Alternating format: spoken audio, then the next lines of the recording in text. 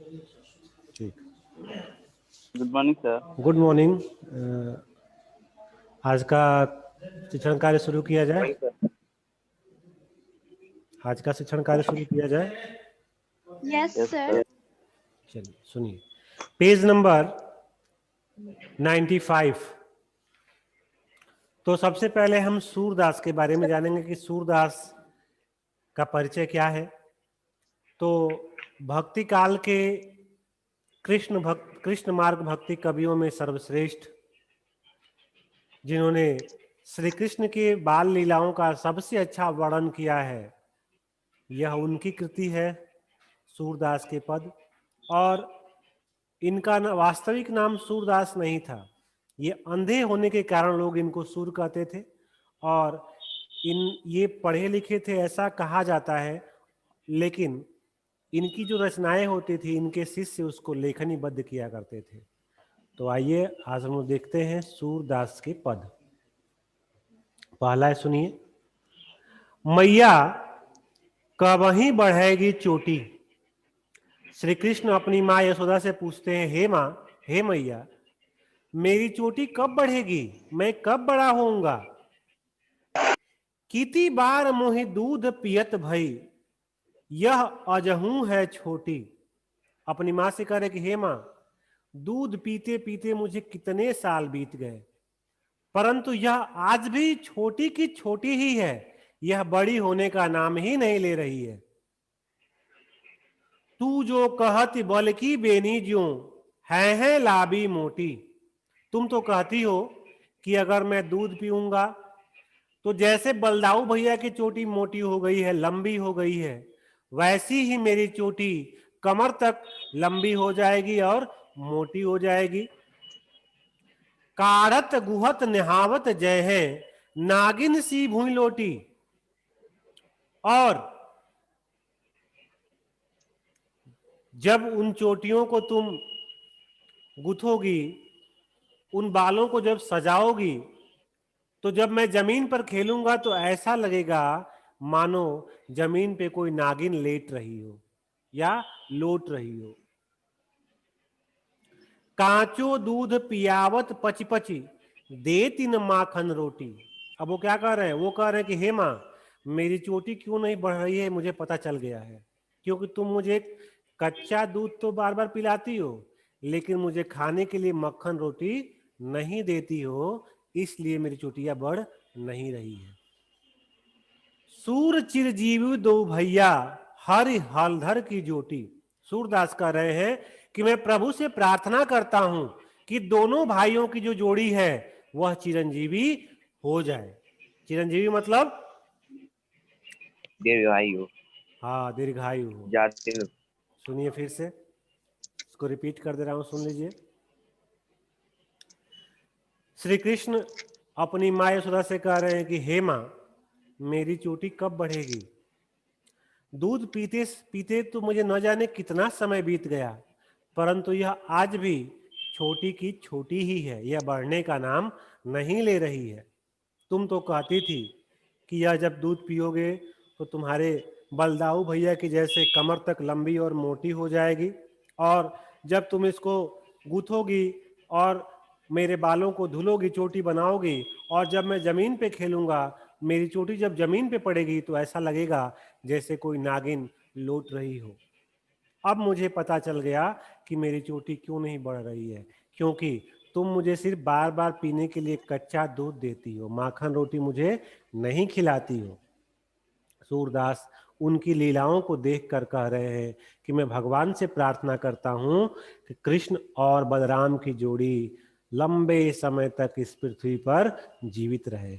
अब इसमें किसी को कुछ पूछना है, कोई शब्द जो कठिन शब्द समझ में न आ रहा हो, बताइए। No sir. सब समझ में आ रहा है? Yes sir. पची पची मतलब बार बार। आजहू मतलब आज भी।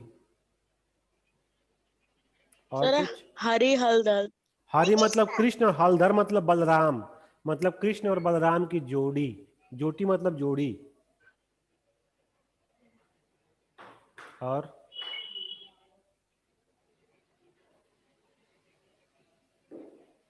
सर चिरजीवाय। चिरजीवो मतलब लंबे समय तक जीवन जिए, लंबे समय तक जीवित रहे, उसको चिरजीवी कहा, चिरंजीवी कहा जाता है। Okay sir. और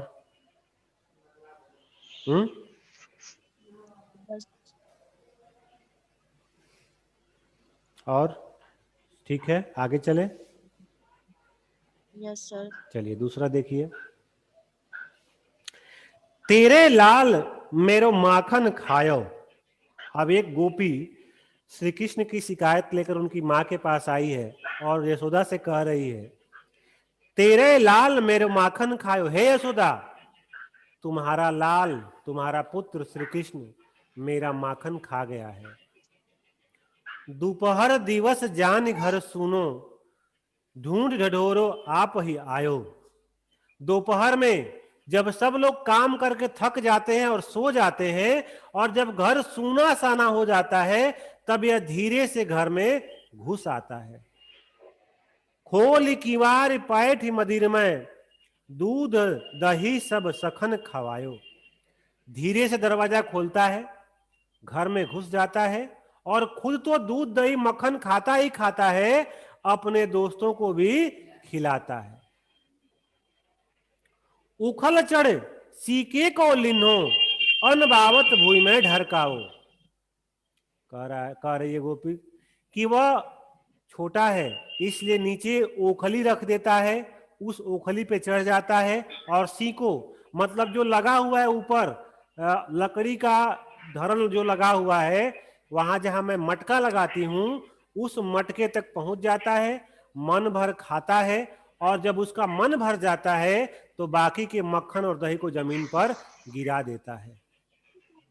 दिन प्रति हानि होती गोरस की, यह ढोटा कौन लग ढांग्यो, कौन ढंग लायो। दिन प्रतिदिन मतलब रोज रोज, गोरस मतलब जो गाय के रस से बनता हो, क्या बनता है, दूध दही घी मक्खन, इसको गोरस कहते हैं। तो गोपियां कह रही हैं कि हे यशोदा, रोज रोज यह गोरस को नुकसान करता है, उसको हानि पहुंचाता है। यह ढोटा मतलब पुत्र, यह तुम्हारा पुत्र कौन सा ढंग सीख लिया है। सूर श्याम को हटिक न राखें, तही पूत अनोख्यो जायो। गोपी कह रही है, सूरदास गोपियों के माध्यम से कह रहे हैं कि अगर तुम अपने पुत्र को हटिक मतलब नहीं समझाओगी तो वह और अधिक बिगड़ जाएगा। फिर से सुन लीजिए। एक गोपी शिकायत लेकर यशोदा मैया के पास आती है और ये कहती है कि हे यशोदा, तुम्हारे पुत्र ने मेरा माखन खा लिया। दोपहर में जब सब लोग सो जाते हैं और घर सुनसान हो जाता है, तब वह धीरे से हमारे घर में घुस जाता है। उसके बाद धीरे से दरवाजा खोलता है और घर में घुस जाता है और सब दूध दही मक्खन अपने खाता ही खाता है, अपने मित्रों को भी खिलाता है।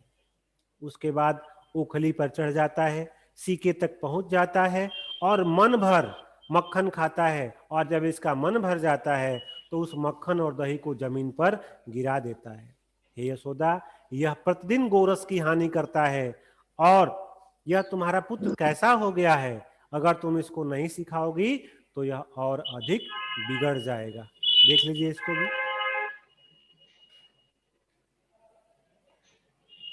इसमें से किसी कुछ पूछना है? गाय का रस, दूध दही मक्खन घी। ढोटा। ढोटा मतलब पुत्र।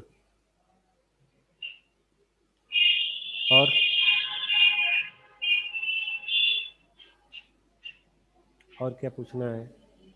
और किसी कुछ पूछना है? इसका संदर्भ कैसे लिखेंगे आप लोग? प्रस्तुत पंक्तियां हमारी पाठ्य पुस्तक बसंत भाग 3 के सूरदास के पद नामक शीर्षक से अवतरित है।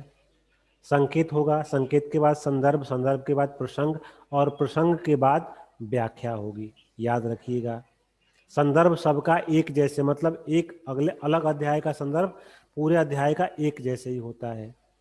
संदर्भ में क्या लिखते हैं हम लोग? संदर्भ में किस पुस्तक से ली गई है, लेखक का नाम क्या है और चैप्टर का नाम क्या है, ये संदर्भ में होता है। ठीक है?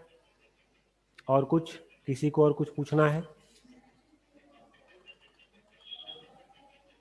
चलिए अब और पढ़ लिया जाए। सुदामा चरित जो पीछे है 12वां अध्याय है, उसको पढ़ा जाए।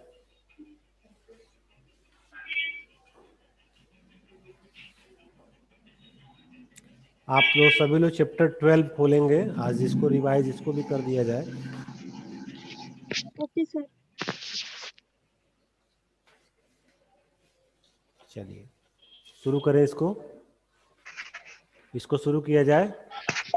Yes, sir. चलिए देखिए, सुदामा चरित। सुदामा श्री कृष्ण के मित्र थे, बाल सखा थे, एक साथ दोनों की शिक्षा दीक्षा हुई थी। सुदामा जाति के ब्राह्मण थे, अत्यंत दरिद्र थे, जबकि कृष्ण एक राजसी परिवार से संबंधित थे और बाद में ये मथुरा के राजा भी बने। तो इन दोनों की दोस्ती जो है अत्यंत विश्व प्रसिद्ध है। इसी का वर्णन किया गया है कि जब दोनों दूसरे से मिलते हैं बहुत दिनों के बाद, तो दोनों की दशा क्या है, इसका वर्णन है। सुनिए, पहले पैराग्राफ में द्वारपाल श्री कृष्ण के पास सुदामा का संदेशा लेके जाता है कि दरवाजे पर एक अत्यंत दरिद्र ब्राह्मण आया हुआ है और आपको अपना मित्र बता रहा है और अपना नाम सुदामा बता रहा है। इसी का वर्णन है इसमें। देखिए, शीस पगा न झगा तन में प्रभु, जाने को आहि बसे के ही ग्रामा, धोती फटी सी लटी दुपटी, और उपाय उपा नहीं को नहीं सामा, द्वार खड़ो दुज दुर्बल एक, रहो चकिसो वसुधा अभिरामा, पूछत दीन दयाल को धाम, बतावत आपन नाम सुदामा।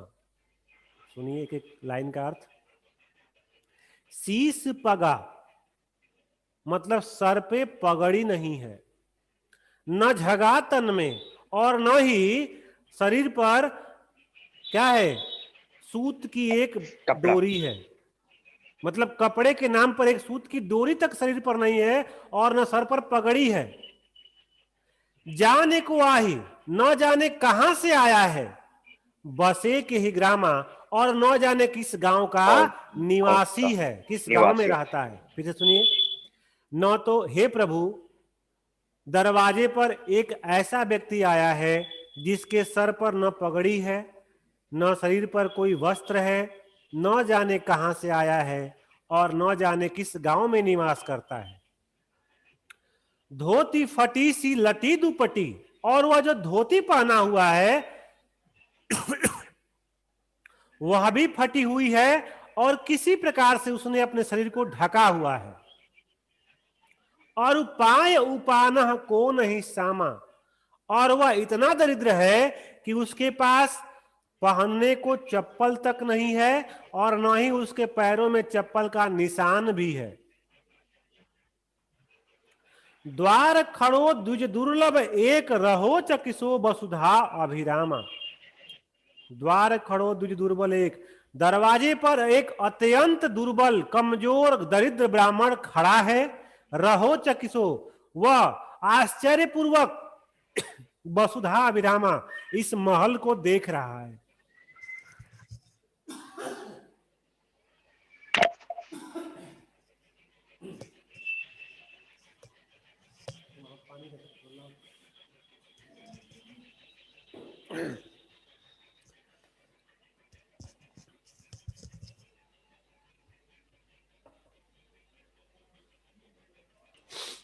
सुनिए, द्वार खड़ो द्विज दुर्बल एक, रहो चकिसो वसुधा अभिरामा। हे प्रभु, दरवाजे पर एक अत्यंत निर्धन दरिद्र ब्राह्मण खड़ा है और आश्चर्यपूर्वक आपके महल को देख रहा है। पूछत दीन दयाल को धाम, वह दीन दयाल अर्थात श्री कृष्ण का निवास स्थान पूछ रहा है कि श्री कृष्ण कहाँ रहते हैं। बतावत आपन नाम सुदामा, और स्वयं को सुदामा बता रहा है। फिर से सुनिए, द्वारपाल संदेशा लेकर श्री कृष्ण के पास जाता है और कहता है, हे प्रभु, दरवाजे पर एक ऐसा व्यक्ति आया है जिसके सर पर न तो पगड़ी है, न शरीर पर वस्त्र है, न जाने कहां से आया है, न जाने किस गांव में रहता है, और वह धोती भी फटा हुआ है।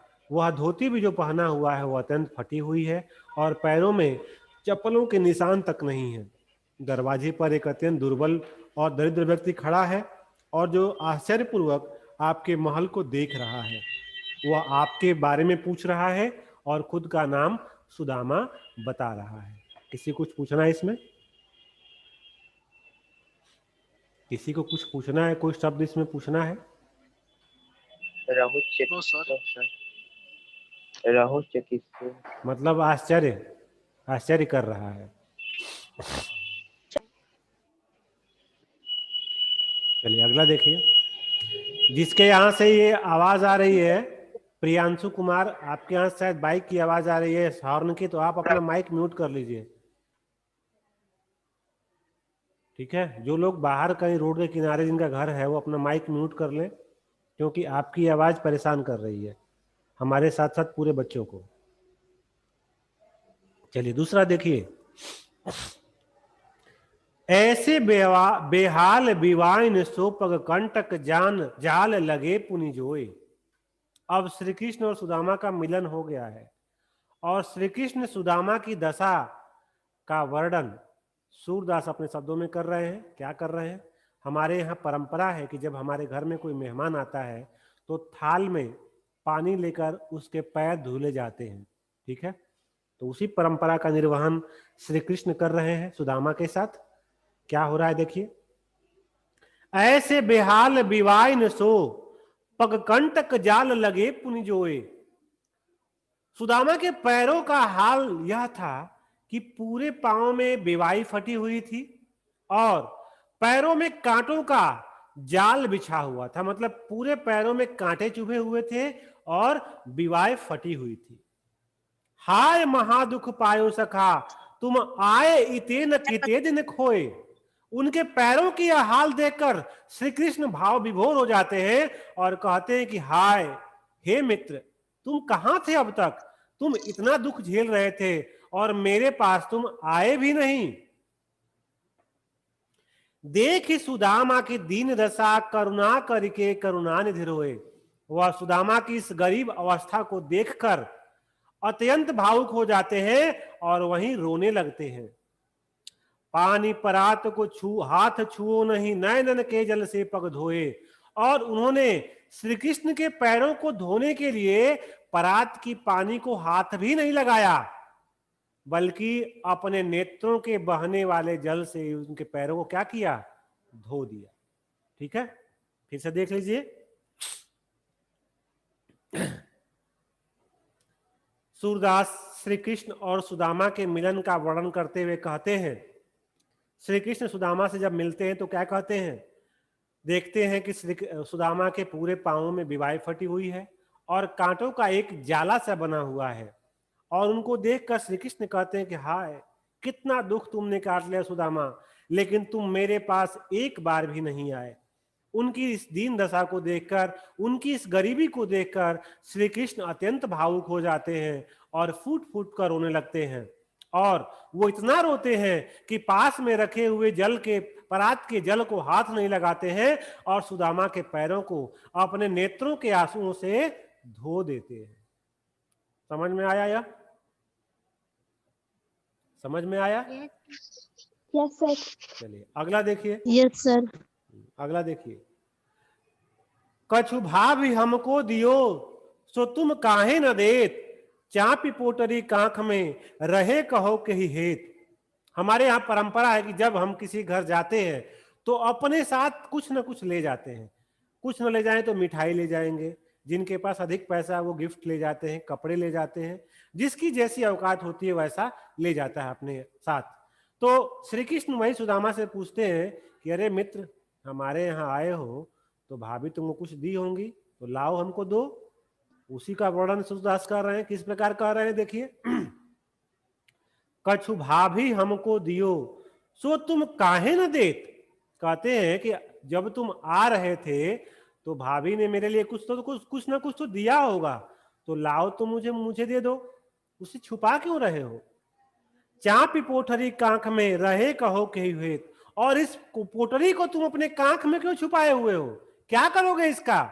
लाओ तुम इसको मुझे दे दो। अगला देखिए। आगे चना गुरु मात दये ते, लये तुम चाबी हमें नहीं दीने।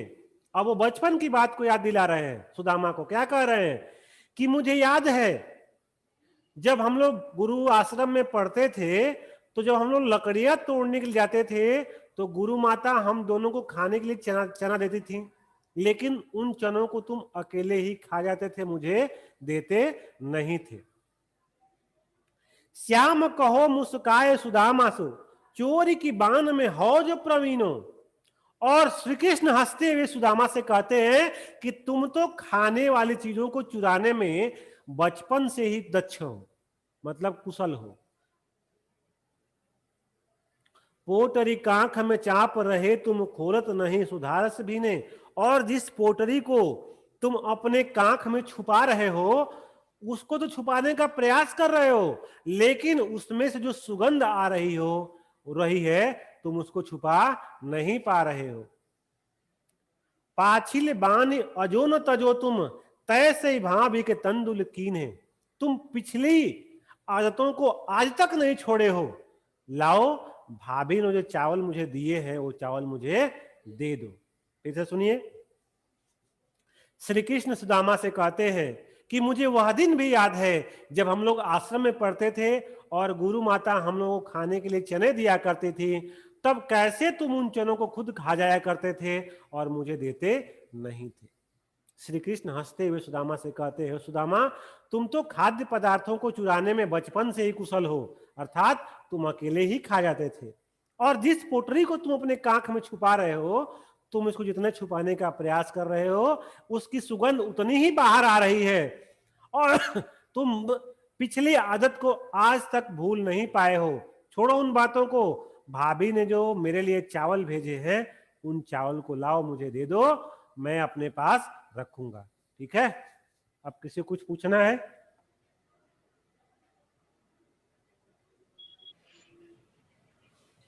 सर विवाइन मतलब क्या होता है? विवाय, बेवाय फटना, जो पैर में एड़ी जो फटती है उसको विवाइन कहते हैं, बेवाय।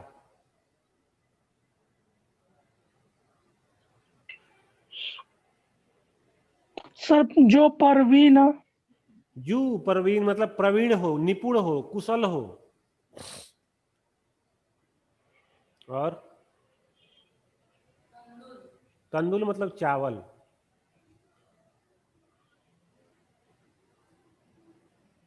अगला पढ़ाएं।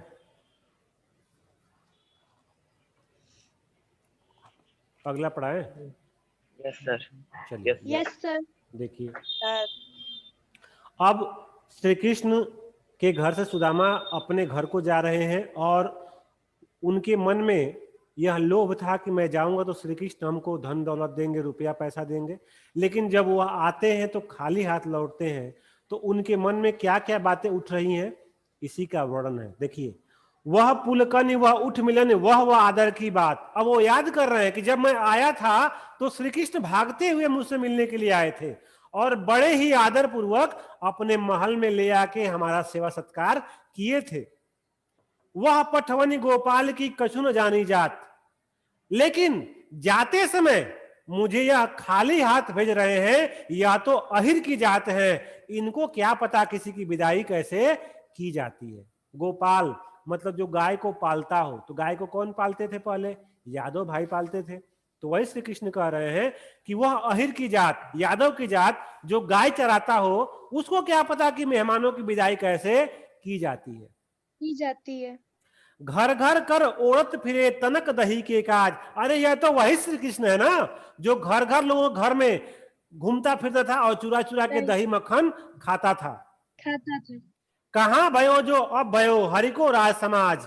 और इसको पहले ही कहा व्यवहार के बारे में पता था, जो अब इसको व्यवहार आ जाएगा। हो आवत नहीं हूं तो वही पठे ठेल। एक तो मैं खुद नहीं आ रहा था, लेकिन मेरी पत्नी मुझे जबरदस्ती यहां पे भेज दी थी। अब कही हो समुझाई के बहुधन धरो सकेल। अब जाऊंगा तो मैं कहूंगा कि लो खूब सारा टाली भर के धन लाया हूं, अपने पास रख लो और अपना मन भर लो। ठीक है, समझ में आया? समझ में आया? Yes, sir. चलिए फिर से सुनिए, फिर से सुनिए।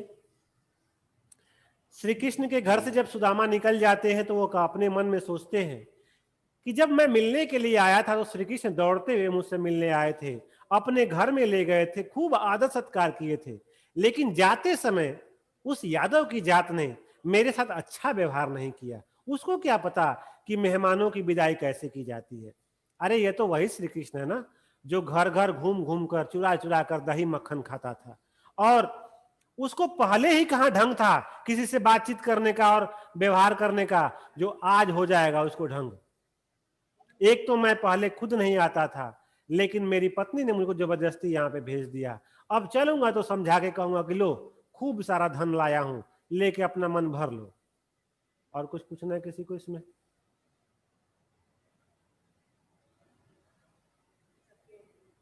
सकेली मतलब ढेर सारा, संपूर्ण, और उड़त है उड़त उड़त। उड़त कहाँ है? उड़त है। क्या है? ओहट ओढ़त। घर घर कर ओढ़त मतलब घूमता फिरता था, उड़त फिर घर घर ओढ़ फिरे। घूमता फिरता था। और कुछ पठियो सर। है? पठियो मतलब भेजना, पठाना, भेजना, पठियो भेजना। ठेल मतलब जबरदस्ती ठेलना। चलिए आज के लिए इतना रहने दिया जाए।